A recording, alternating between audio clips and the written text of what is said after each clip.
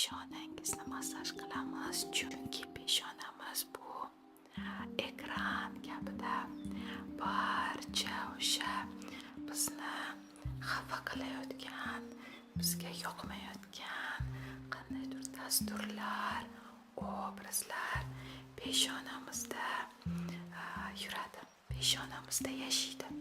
Va hozir biz sizni tinchlantirishga harakat qilyapmiz. Aynan shu sababdan peshonangizdagi bu kerakmas sizga obrazlarni artib olib qo'yamiz.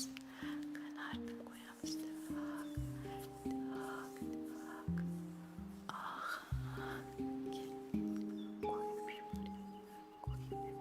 Peshonangizni